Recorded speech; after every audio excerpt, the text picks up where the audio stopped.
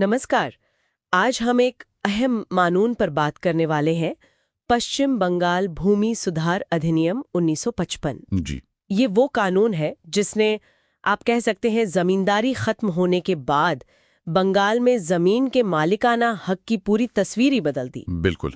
ये 1956 में लागू हुआ और इसकी खास बात यह है कि ये भूमि सुधार से जुड़े जो दूसरे कानून थे उन पर प्रधानता रखता है, मतलब उनसे ऊपर है। अच्छा। और इसका मकसद सिर्फ नियमों को एक जगह लाना नहीं था। असल में ये संविधान के अनुच्छेद 39 बी और सी, जो कहते हैं कि संसाधन सही से बटें और पैसा कुछ ही लोगों के पास जमा ना हो, उन उसूलों को लागू करने की कोशिश थी।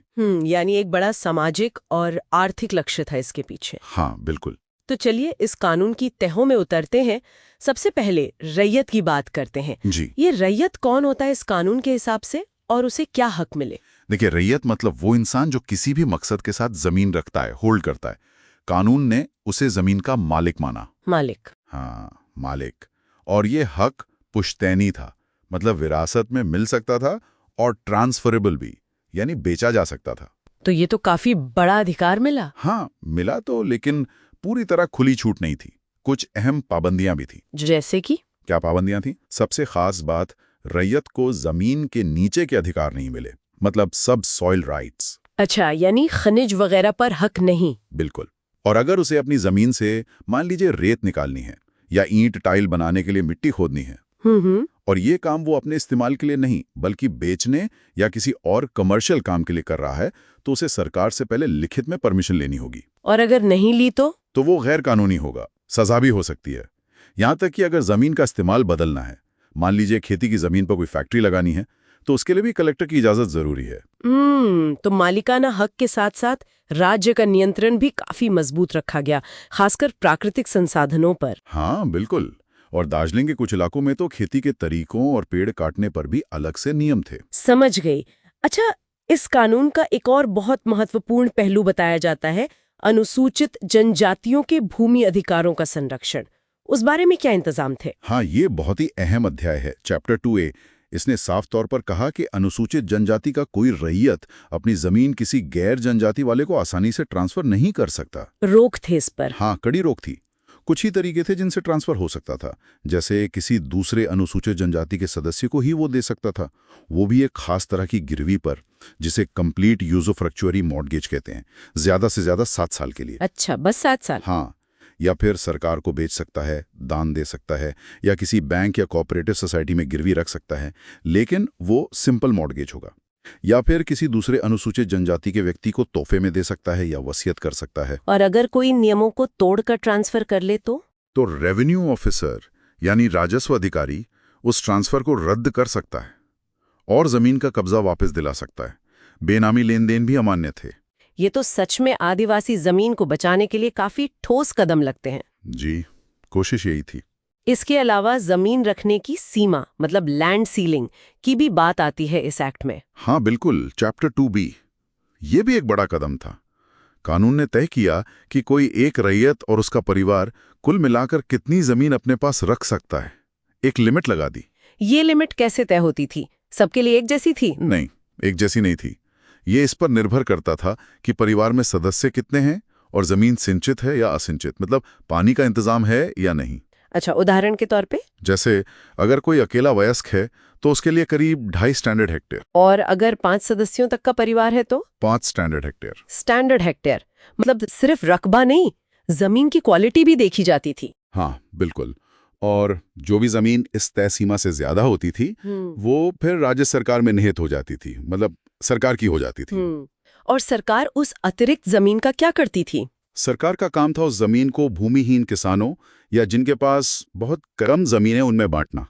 और इसमें अनुसूचित जाति और जनजाति के लोगों को प्राथमिकता देने का प्रावधान था। समझ गई, यानी जमीन के ज्यादा बराबर बंटवारे की कोशिश। हाँ, यही मकसद था।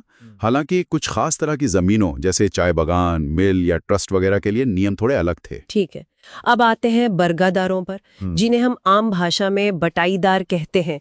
उनके लिए इस कानून में क्या था? ये बहुत बड़ा मुद्दा रहा है बंगाल में। हाँ, बर्गादार यानी वो किसान जो किसी और की जमीन पर खेती करता है और बदले में फसल का एक हिस्सा मालिक को देता है। ये कानून उनके लिए बहुत बड़ी राहत लेकर आया। किस तरह से? सबसे अहम बात, बरगदार का जो खेती करने का अधिकार था उसे वंशानुगत बना दिया गया। वंशानुगत मतलब पिता के बाद बेटा भी कर सकता है?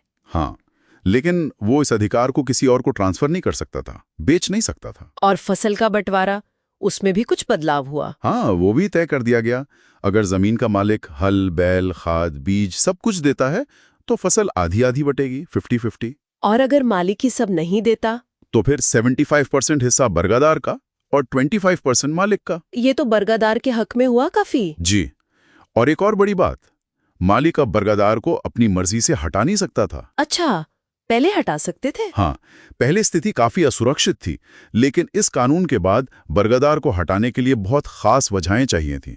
जैसे अगर मालिक को सच में खुद खेती करने के लिए जमीन की जरूरत हो, और वो भी सिर्फ एक तय अथॉरिटी के ऑर्डर के बाद ही हो सकता था। यानी बरगदारों को एक तरह की सुरक्षा मिल गई। बहुत बड़ी सुरक्षा। और अगर कोई विवाद होता था तो उसका फैसला भी एक निर्धारित अधिकारी ही करता था।